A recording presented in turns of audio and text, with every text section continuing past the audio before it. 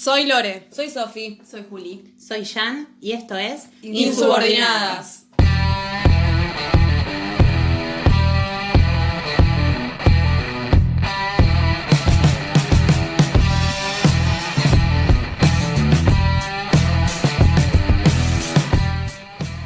Yo era la yegua, puta o montonera.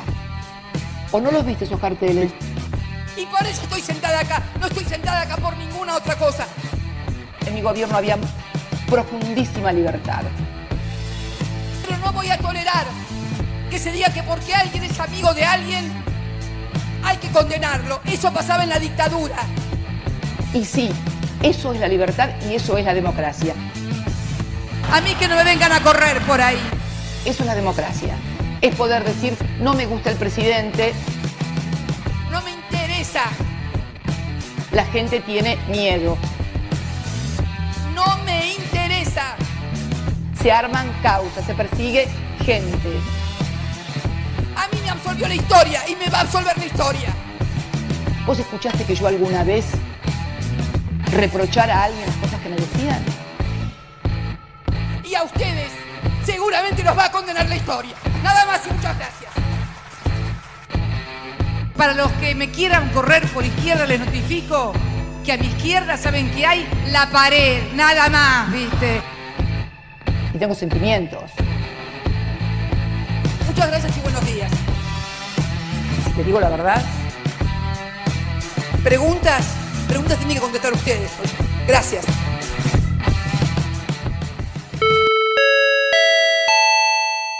Buenas a todas, todes y todos.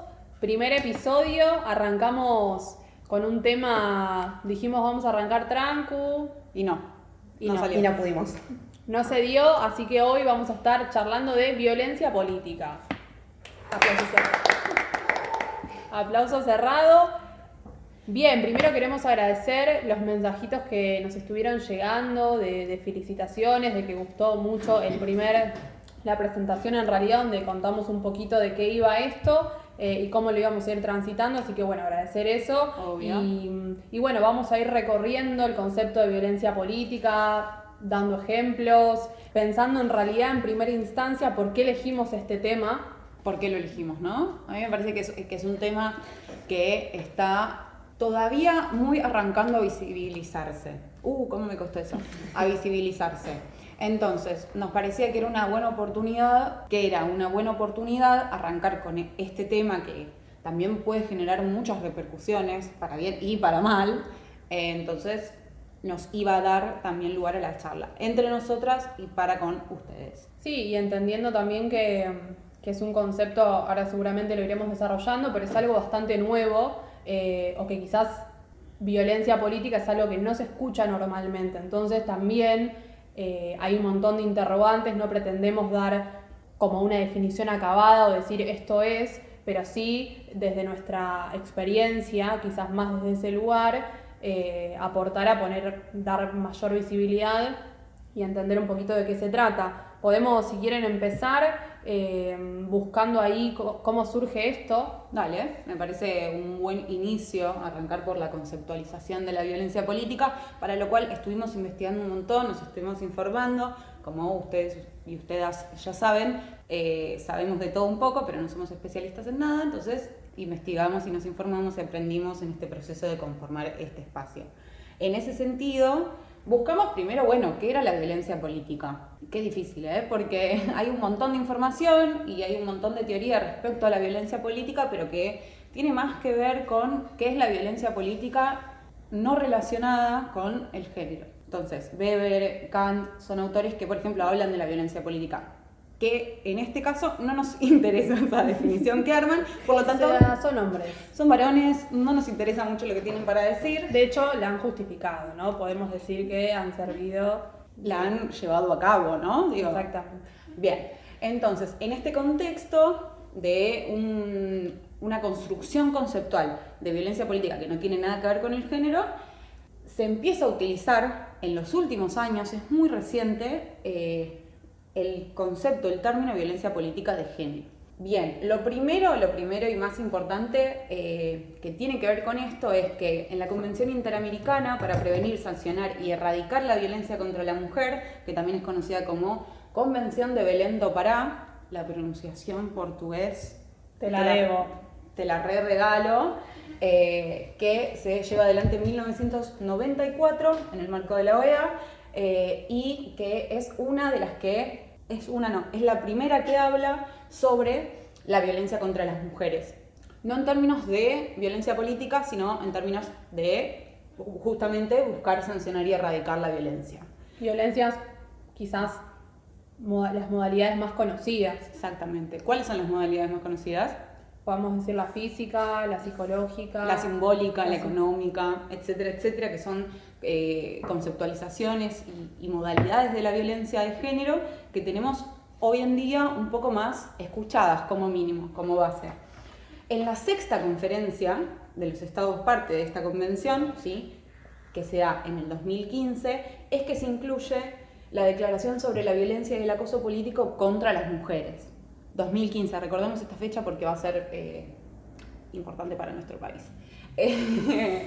Después, justamente es en esta sexta reunión de los Estados parte en que se arma una ley modelo de violencia política justamente de la OEA, donde se define que la violencia política contra las mujeres es cualquier acción, conducta u omisión que se realiza de forma directa o a través de terceros que causa daño o sufrimiento a una o varias mujeres basado en su género y tiene por objeto menoscabar o anular el reconocimiento, goce o ejercicio de sus derechos políticos. Ok, bien. ¿Qué entendemos por derechos políticos? Y el derecho al voto, Bien. el derecho a la participación, Excelente. en espacios. El derecho también a ser elegidas, ¿no? Exactamente. Que son derechos que venimos reclamando hace mucho tiempo y que obviamente no se ven reflejadas en la realidad constantemente. Es un término que, como el de la violencia política contra las mujeres, como estuvimos charlando recién, no tiene muchos años, data de hace muy poco y que tiene como objetivo un poco también avanzar en la adopción de marcos normativos, marcos legales que permitan justamente sancionar y erradicar, en este caso, la violencia política contra las mujeres en Latinoamérica. Pero digo, me parece interesante pensarlo desde nuestros pagos, ¿no? Y en ese sentido, Bolivia y México son los dos países que han tipificado mediante un andamiaje legal el acoso y o la violencia política. Han generado también observatorios y han aplicado regulaciones orientadas a abordar esta problemática en lo político electoral. Por otro lado, tanto Argentina como Ecuador, Panamá, Paraguay, Uruguay tienen leyes que incluyen en la actualidad la violencia política como una de las formas de violencia contra las mujeres. Bien, lo interesante quizás es volver en realidad sobre lo contemporáneo, ¿no? del concepto y que organismos internacionales, puedo decir entre comillas, legislen o sienten precedentes o ayuda un montón a que los países tengan, digamos, esa base firme para poder generar marcos legales que permitan justamente no solo definir, porque eso es uno de los temas que para mí es importante que lo sucesivo vayamos discutiendo, sino que además para tratar de evitarla. Sí, y digo, lo que se pone en palabra, ¿no? Identificar de qué estamos hablando, si bien por ahí es bastante difuso, cuando uno lo lee, la definición que planteaba, que leía en realidad Sofi, de todas maneras sirve un montón que esto se haya puesto en discusión. Ah, como me manda al frente con el machete, ¿eh? Yo no lo puedo creer. No, pero bueno, todo es así, funciona un poco así. Obvio, tenemos todas, machetitos nos reayudan a, obviamente, no olvidarnos de nada, de todo lo importante que tenemos para decir. Y con respecto a esto que decía Lore, hay unas autoras que se llaman de apellido Herrera, Arias y García, que dicen que la violencia contra las mujeres se caracteriza por manifestaciones y nociones de violencia directa o indirecta. Por un lado tenemos obviamente la directa, que tiene que ver con el atacar la vida, ¿no? Los asesinatos de mujeres en el marco político, ejemplos como Marielle Franco en 2018, Quispe en 2012 y Cáceres en 2016. Pero también estos autores afirman que la violencia contra las mujeres en lo político se expresa como violencia estructural. Es hostilidad, es castigo, es censura. El impedimento a que puedan desarrollarse en ámbitos políticos, en definitiva, en donde obviamente hay, como en todos los ámbitos, ¿no? Pero siempre hay una relación de poder y discusiones que de alguna manera son también de poder. Sí, obvio. Que estaba más quizás nosotras estábamos relegadas a ese tipo de discusiones. Ahora yendo a un marco más local, ¿tenemos marco regulatorio en nuestro país? Pero por supuesto. Por supuesto, Lucho. Bueno, en el 2009 se sanciona la Ley de Protección Integral de las Mujeres y en el 2019 se hace una modificación donde incluye la violencia política y la violencia político-pública o público-política. Yo lo que quiero leer es como centrarme en la violencia política, que dice lo siguiente, 2 puntos. La que se dirige a menoscabar, anular, impedir, obstaculizar o restringir la participación política de la mujer, vulnerando el derecho a la vida política libre de violencia y o el derecho a participar en los asuntos públicos y políticos en condiciones de igualdad con los varones. A todo esto, cuando charlábamos, bueno, este tema que íbamos a hablar y buscamos la ley y yo la leía en mi casa, como que me surgía una sensación o como una contradicción de la amplitud que tiene esta ley, que está bueno porque nada, el hecho de que sea amplia es más abarcativa, pero también ¿Hace agua? sí, No no deja sé nada si claro. agua, pero claro, como que hay especificidades que se dejan como a la libre interpretación. Digo, cuando tenemos que diferenciar qué sería violencia política y qué dentro de la construcción política que tenemos en este país se puede interpretar como la famosa rosca política. Como que hay un armado, una construcción política que ya arrancamos de una base violenta, sí. Entonces, como que, digamos, la ley está genial, pero me parece como que hay que visibilizar o por lo menos intentar cambiar. Bueno, ya cambiarlo sería como una utopía, pero digo, Quizás una herramienta, visibilizar, campañas de visibilización, sí, decir qué es, ejemplos. ejemplos, sí, también lo pienso para adentro, digo, ¿no? Para dentro de las organizaciones o de los partidos políticos o del ámbito que sea, visibilizar que estas prácticas son machistas desde la base. Entonces, a partir de una base un poco más clara, quizás se puede, porque digo, ¿a quién le vas a ir a decir que están ejerciendo violencia política sobre vos? A tu responsable político. A tu responsable político que entiende que la política se arma de determinada manera, de que una capaz manera sea de él quien mierda, la digamos. ejerza también. Exactamente. Ahí me parece que está la mayor dificultad, que es que la praxis política es violenta.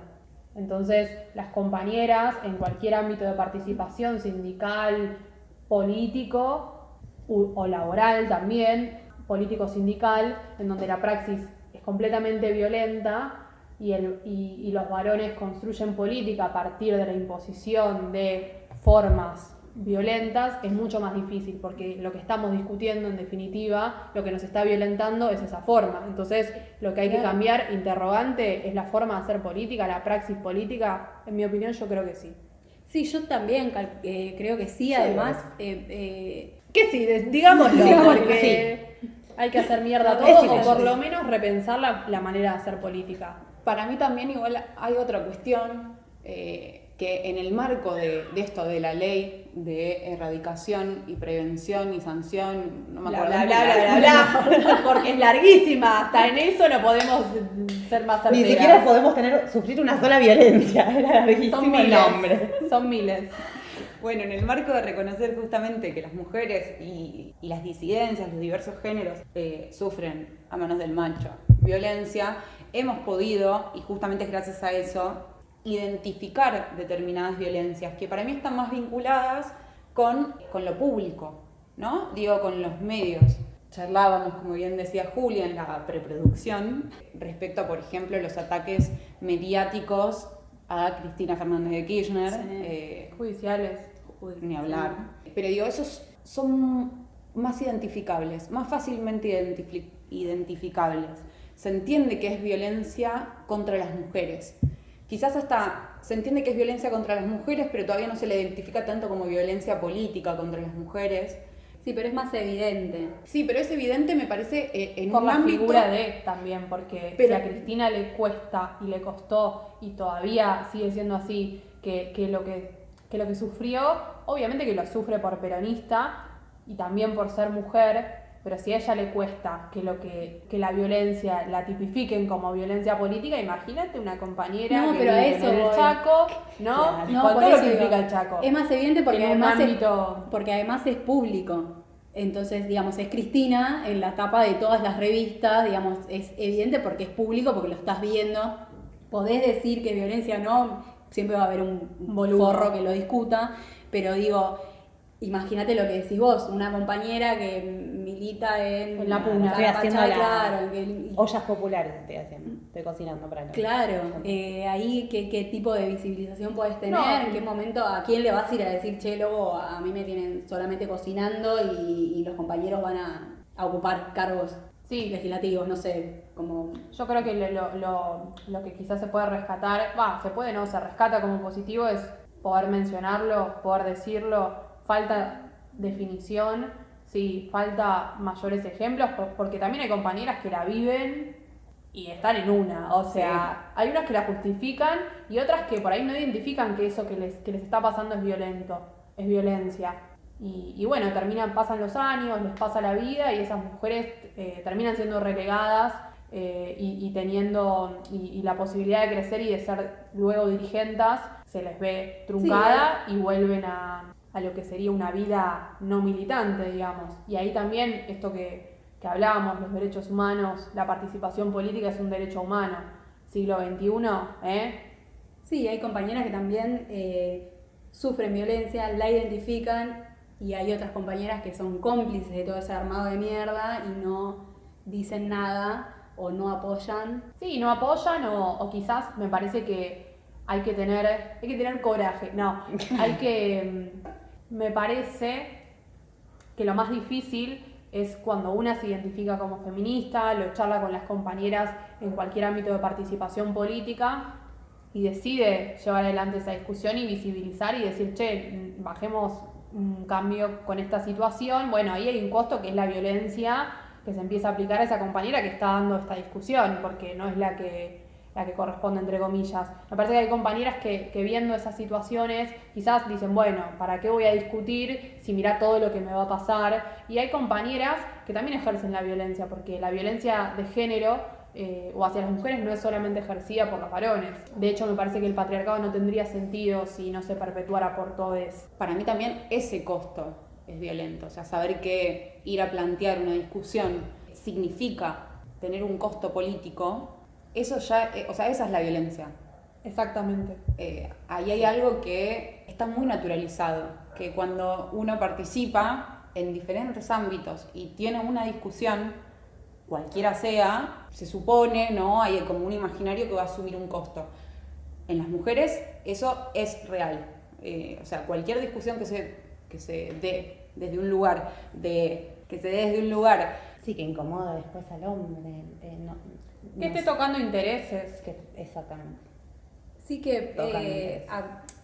yo lo relacionaba también con esto que habíamos leído en la presentación del episodio anterior, en el texto de Eva, cuando dice que la mujer no debe masculinizarse en su afán político.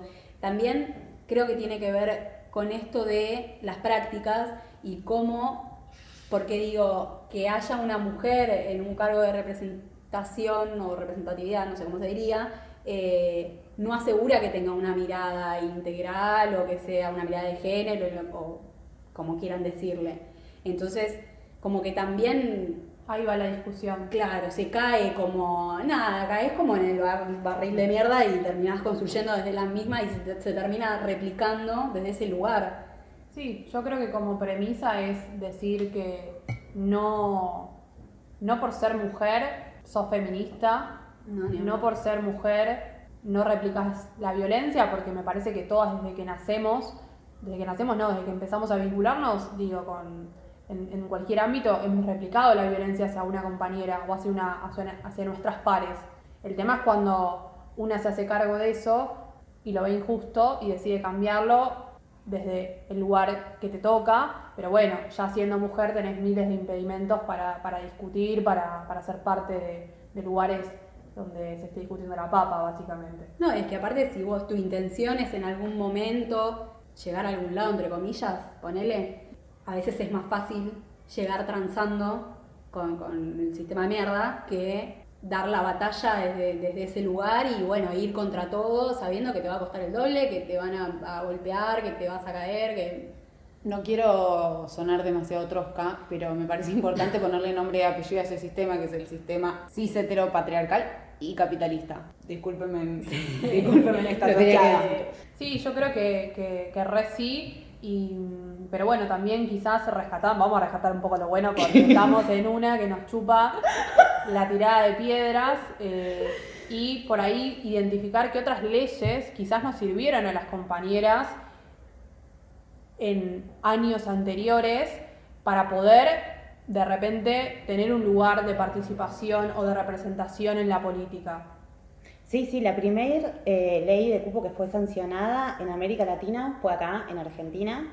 Fue la ley 24.012, que determinó que al menos 30% de las listas de candidatos de cualquier partido político esté ocupado por mujeres. O sea, eso necesitamos una ley para que hubiera un 30% nada más. Qué complicado, ¿no? Esto fue el 6 de noviembre del 91. Y esta ley dejó de existir, se derogó en el 2017 porque entró en vigencia la ley de paridad de género. Esta es la ley 27.412 y en este caso sí les invocamos la mitad. Tenemos... Métete el 30%. Claro, acá vamos intercalados uno y uno, no importa el orden, mujer-varón, varón-mujer, pero desde el primero titular hasta el último suplente, sí o sí. Tiene que ser mitad mujer y diversidades y mitad varones, y en eso lo difícil, ¿no? Porque sabemos que no basta con leyes, sino con decisiones políticas de partidos, de que esto se haga efectivo, que de se haga hecho. realidad efectiva. De esto solo lo logró Unidad Ciudadana. ¿Cuándo? En 2017, ¿no? Eso es un dato que tenemos acá a la mano producción. Producción, por favor, corroboranos este dato. Marcelito. Tráeme aval. En el 2017 ya estaba esta ley, pero no sé si todos y todas recordamos esta situación. Únicamente Unidad Ciudadana presentó listas de paridad, tomando esto que Lore decía, una decisión política de decir, bueno, hay una ley que nos lo exige, más allá de que todavía no estaba todo el marco regulatorio y todas las cuestiones que se necesitan para que las leyes se hagan efectivas. Fuimos el único partido, pobre. Ni una decisión tomó en el 2017. Pero bueno, formamos la masa. Sí, formamos Lo cual, parte. Sin la masa. sin la masa no hay sido pan. representadas. Entonces, bueno, nada, pensándolo quizás en historizando, siempre en la historia de las mujeres está esta característica de la lucha constante, de pedir y de hacer constantemente valer nuestras capacidades. Para mí lo problemático está en que justamente necesitamos leyes para que se hagan valer nuestros derechos, cuando a los varones no les hizo falta. Nunca. Y nosotras, sin embargo, no solo visibilizamos nuestras problemáticas, luchamos por nuestros derechos, sino que además necesitamos un marco regulatorio, primero de mierda y que después se va mejorando. Digo de mierda por esto, ¿no? Un cupo que no alcanza para la representatividad, porque nosotros somos el 50%. ¿Qué tanto? ¿Por qué no podemos ocupar el 50% de las listas? Y eso como poco, ¿no? Pero digo... Sí, es como la historia nuestra, me parece, y reivindicándonos, creo que nada nos detiene y que si implica rompernos el trasero, como lo hacemos constantemente, y el peronismo, ¿no? Porque nos ha dado el voto, nos ha dado el cupo. Sí, desde la ley Evita, de la ley del sufragio femenino, que fue el 9 de septiembre de 1947, hasta ahora, derechos políticos para las mujeres. Volviendo un poco a esto de qué es la violencia política, porque siento que nos estamos yendo un poquito, como siempre hacemos, pero... Nos fuimos. Sí, pero por ahí está bueno volver a centrarnos en el objetivo... Bueno, todo esto fue objetivo, ¿no? Pero digo, en qué es la violencia política. Estuvimos investigando, como ya les habíamos dicho, estuvimos investigando y buscando y encontramos, por ejemplo, en nuestro país en particular, al proyecto Generar, ¿sí? Que es un proyecto que tiene varias líneas de investigación y una de ellas es la línea de la violencia política. Tienen en su página, si ustedes ingresan ahí la van a poder encontrar de manera muy rápida y veloz, una encuesta que están realizando, porque una de las problemáticas que tenemos con la violencia política es que hay poco relevamiento de datos como para pensar también mecanismos de erradicación y obviamente de sanción. Los integrantes de Proyecto Generar tienen ahí una encuesta que está muy buena y que tiene algunos ejemplos sobre los que nos gustaría basarnos. Les mandamos un saludito. Sí, que van desde descalificaciones por la vestimenta hasta amenazas, digamos, es bastante amplio. Y rescatamos algunos. Por ejemplo, te han restringido o impedido el uso de la palabra en determinados contextos, como para poner ejemplos de lo que sería la violencia política, ¿no?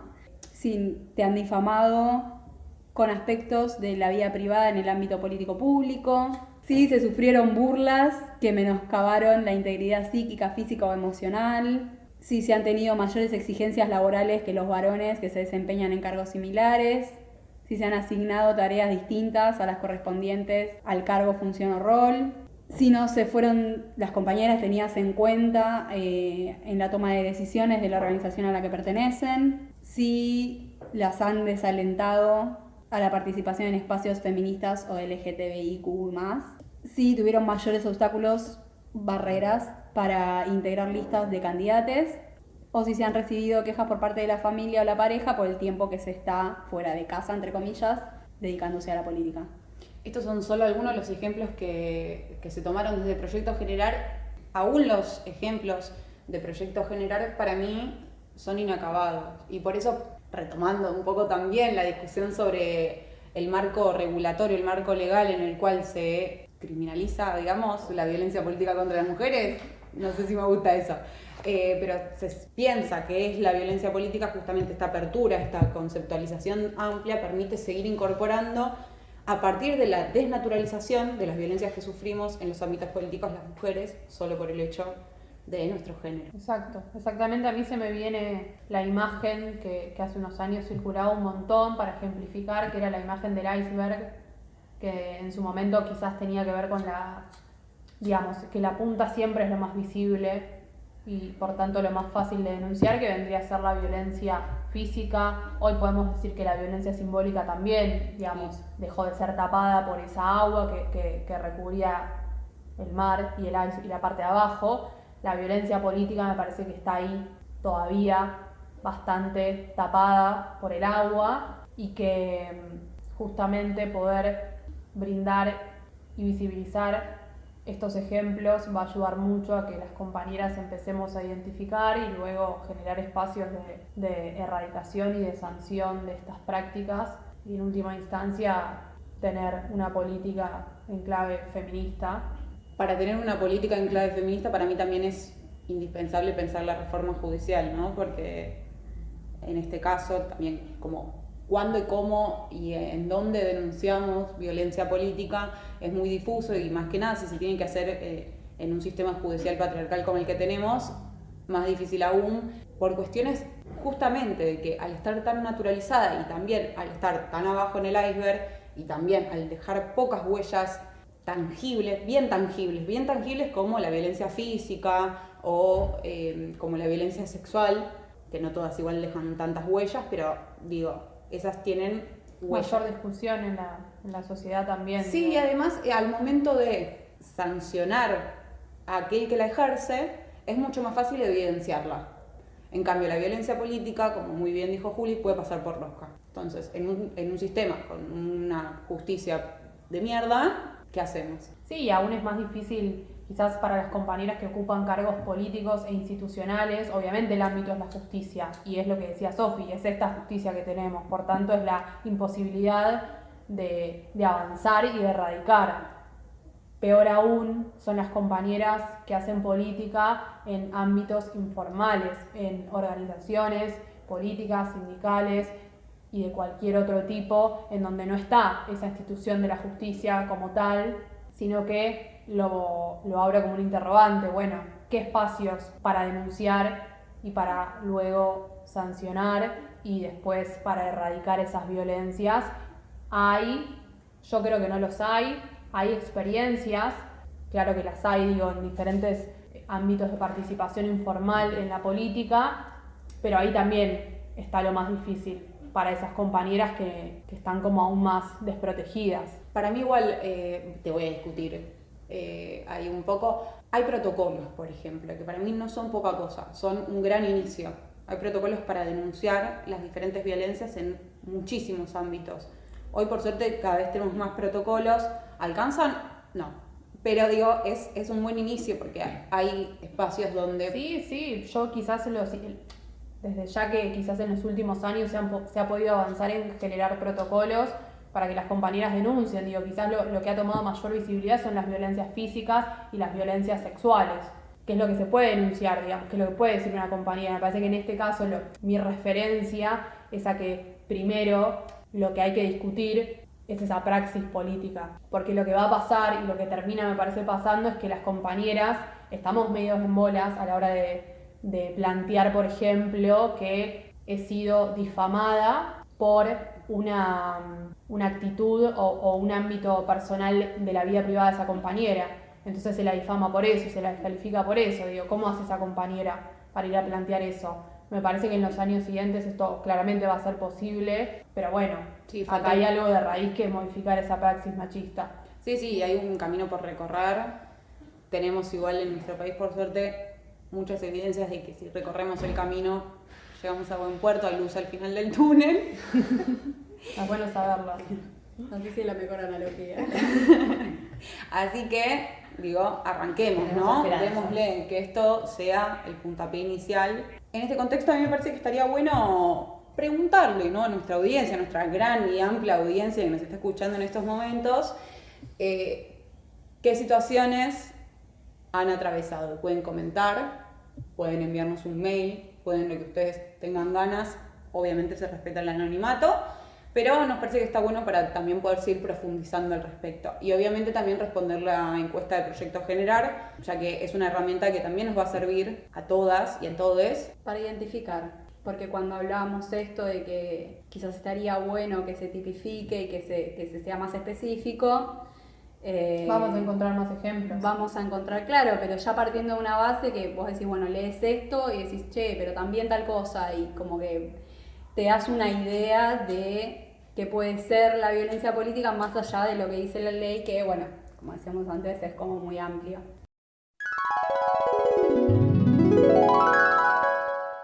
Los hechos y personajes retratados en esta sección son completamente ficticios. Cualquier parecido con la realidad es mera coincidencia. Bueno, teniendo en cuenta que este es un momento muy especial, exagerada, no, pero que es el primer episodio, digamos, temático, y que es la primer sección de todo el ciclo que vamos a estar haciendo hasta que se nos cante, creo que merece una presentación esta sección que se llama Es sin ellos. Pido un aplauso cerrado, por favor.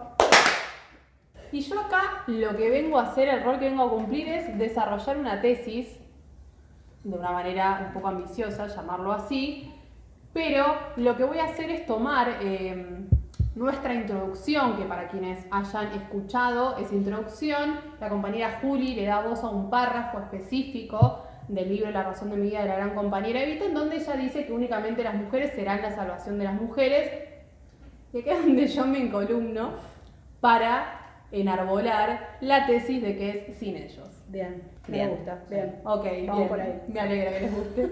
Si Si no, No lo hago, no lo hacemos. Si no, me voy a mi casa. Y particularmente lo que respecta a la política, creo que la historia ha demostrado en reiteradas ocasiones que esta gente, denominada varones, no están haciendo nada ni han hecho nada para acabar con el patriarcado. ¿Por qué digo esto?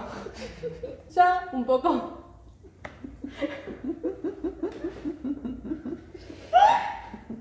Es un montón. Ya las mujeres hemos dado tanto. En primer lugar, para que esta discusión pueda ser tomada como válida, esto es explicar que no venimos a arrancarle las bolas a esta gente, sino que simplemente equilibrar la balanza. Y entonces hablamos ahí de que, bueno, este rol pedagógico no es lo que corresponde, es una cagada, sí, chicas, es una cagada, pero bueno, somos mujeres, todo al hombro y Adelante. arriba, Adelante, sí. adentro. Y entonces retomo, ¿qué han hecho los varones? Nada. Nada en la historia más que jodernos la vida e impedirnos que seamos seres libres, básicamente. Felices. Y digo esto porque ¿quiénes perpetúan la violencia? ¿Quiénes? Bueno, podemos decir que en gran medida los varones. ¿Y qué han hecho los varones para dejar de replicar esas violencias? Nada. Porque y acá yo voy a ejemplificar con una imagen mental que me hago en mi cabeza, y es que ya el 50% de la población benigna, como dije recién, las mujeres estamos como un poco de orto, con los brazos cruzados, esperando un poco que esta gente deje de comportarse de una manera violenta. Entonces, y acá cuando hablamos de dejar de replicar la violencia, una puede llegar a entender lo difícil que es dejar de replicar estas violencias, porque sería de alguna manera básicamente admitir que están ahí por la cantidad de privilegios que tienen y sin demostrar ningún tipo de talento. No, lo único que tienen es un pene. Es un pene, lo cual es bastante poco para ocupar lugares, porque acá nosotras con una vagina Con no dos hemos tetas, podido, sí. a veces, Se complica igual. es muy difícil con esas tres partes de nuestros cuerpos. Entonces, de alguna manera sería como ponerse a laburar y esforzarse. Y ahí ya es un Ya te problema. entiendo. Y en este contexto, desarrollo lo que podría llegar a ser una clasificación, y están en un lugar los que están como en una de la indecisión, como que todo lo que hago me puede convertir en un potencial femicida. Y los que dicen, estas la van a comer, no vamos a hacer Una mierda. una mierda para cambiar, que la chupen, y bueno, nosotras Y y que que la la chupamos porque por placer, básicamente. Porque queremos. Entonces yo acá quiero hacer un llamado, como un llamado internacional, y es que, chicas, unámonos, algo así como el Internacional Socialista, y le pido perdón a Perón por citar este ejemplo, muy de izquierda, y yo acá quiero hacer un llamado a todas las mujeres, y es que unámonos a las que todavía piensan que esta gente se va a hacer compañeros nuestros. Permítanme dudar de eso o afirmar que no va a ser así. Denme un ejemplo, si no la historia, que no sea Néstor Kirchner, de algún compañero varón que haya tenido un gesto de bondad hacia una compañera. No lo van a encontrar, salvo Perón. Perón, Néstor, Sí, intocable.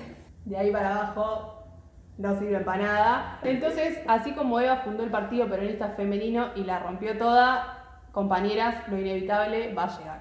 ¡Vamos!